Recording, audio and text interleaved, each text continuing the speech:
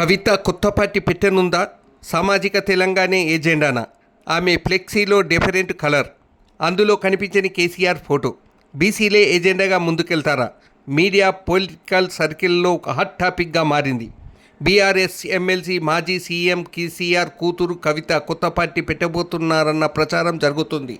America పర్యటన ముగించుకొని నిన్న శంషాబాద్ వచ్చిన కవితకు స్వాగతం పలికేందుకు బీఆర్ఎస్ నేతలెవరూ రాలేదు. కానీ భారత జాగృతి కార్యకర్తలు, ఆమె అభిమానులు పెద్ద సంఖ్యలో తరలివచ్చారు. ఈ సందర్భంగా డిఫరెంట్ కలర్తో కూడిన భారీ ఫ్లెక్సీని వారు ప్రదర్శించారు. బ్లూ కలర్లో సామాజిక న్యాయాన్ని సాంకేతికంగా ఈ ఫ్లెక్సీ ఉంది. అదే సమయంలో సామాజిక తెలంగాణ సారథిగా కవితను పేర్కొంటూ వందల సంఖ్యలో ఫ్లెక్సీలను కూడా ప్రదర్శించారు. గత కొంతకాలంగా బీసీ ఎజెండాతో కవిత పనిచేస్తున్నారు. రాష్ట్ర ప్రభుత్వం చేపట్టిన కుల గణన సమయంలోనూ తన వివరాలు ఇచ్చారు. అదే సమయంలో కులాల వారీగా సమావేశాలు ఏర్పాటు చేసి తన ఇంట్లోనే వారికి సాధిక బాధికలు తెలుసుకున్నారు. ఇటీవల మేడే సందర్భంగా తన నివాసంలో ఏర్పాటు చేసిన సమావేశంలో 10 ఏళ్లు బీఆర్ఎస్ పాలన చేసిన సామాజిక తెలంగాణ సాధించలేకపోయామంటూ సొంత పార్టీపైనే విమర్శలు ఎక్కుపెట్టారు. ఇవన్నీ చూస్తుంటే ఆమె పార్టీ పెట్టేందుకు చాలా కాలం నుంచి ప్రిపేర్ అవుతున్నట్లు స్పష్టంగా కనిపిస్తున్నాయి. బీఆర్ఎస్ పార్టీ ఓటమి కారణాలను స్పష్టంగా ఎత్తి చూపిన కవిత ఈ మేరకు పార్టీ చీఫ్ తన తండ్రి కేసీఆర్కు లేఖ రాయడం, ఆ లేఖ కాస్త ఆమె హైదరాబాద్కు వచ్చే ముందు రోజే వైరల్ కావడం, ఆమె ఫ్లైట్ దిగి వస్తుండగానే సామాజిక తెలంగాణ సారథి కవిత అనే భారీ ఫ్లెక్సీతో అభిమానులు రావడం, వందల సంఖ్యలో ప్లే కార్డులు కనిపించడం, ఇవన్నీ చూస్తుంటే ముందు చూపుతో ఆర్గనైజింగ్గానే చేశారనే వాదన బలంగా వినిపిస్తుంది. ఎక్కడ కూడా గులాబీ boss KCR, working president KTR, మాజీ మంత్రి హరీష్ రావు ఫోటోలు కనిపించలేదు. కేవలం కవిత ఫోటోలతో కూడిన ప్లే కార్డులు దర్శనమిచ్చాయి.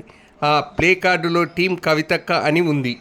కారు జోరు తగ్గిందని 10 ఏళ్ల అధికారంలో ఉన్న బీఆర్ఎస్ పార్టీ ప్రభావం కోల్పోయింది. అసెంబ్లీ ఎన్నికల్లో అధికారం కోల్పోయింది. ఆ పార్టీకి 39 స్థానాలు వచ్చాయి. అందున కంటోన్మెంట్ స్థానం నుంచి గెలిచిన లాస్య నందిత మృతి చెందడంతో ఉప ఎన్నిక రాగా ఆ స్థానం కాస్త కాంగ్రెస్ వశమైంది. ఉన్న 38 స్థానాల్లో 10 మంది ఎమ్మెల్యేలు కాంగ్రెస్ పార్టీలో చేరారు. దీంతో బలం కాస్త 28కి చేరింది. ఆ తర్వాత వచ్చిన పార్లమెంటు ఎన్నికల్లో బీఆర్ఎస్ డిపాజిట్లు కోల్పోయింది. ఒక్కటంటే ఒక్క స్థానంలోనూ గెలుపొందలేదు. తర్వాత జరిగిన ఎమ్మెల్సీ ఎన్నికల్లో కనీసం అభ్యర్థులను కూడా నిలబెట్టలేదు. ఈ క్రమంలో పార్టీ కేడర్లో నైరాశ్యం అలముకుంది. సోషల్ మీడియాలో కాంగ్రెస్ పెట్రోలింగ్ చేస్తున్న పార్టీ భవిష్యత్తుపై ఆశలు సన్నగిల్లుతున్నాయి. పార్టీ చీఫ్ కేసీఆర్ ఫామ్ హౌస్కే పరిమితమయ్యారు. ఆయనకు మాజీ మంత్రి హరీష్ రావును కాళేశ్వరం కేసు చుట్టుముట్టింది. పార్టీ వర్కింగ్ ప్రెసిడెంట్ కేటీఆర్ను ఫార్ములా ఈ రేసింగ్ కేసు వెంటాడుతుంది.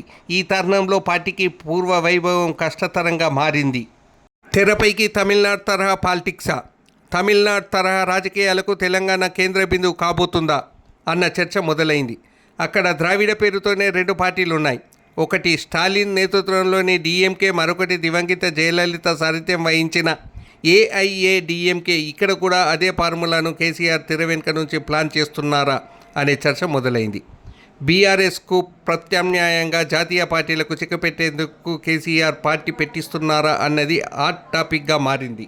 కవిత పార్టీ విజయం పరాజయం మాట అటుంచితే బీసీ ఎజెండాతో ముందుకు వెళ్లి ఓట్లు చీల్చడం ద్వారా బీఆర్ఎస్ పార్టీకి పూర్వ వైభవం తేవాలన్న ప్లాన్ ఉండొచ్చనే అనుమానాలు వ్యక్తమవుతున్నాయి.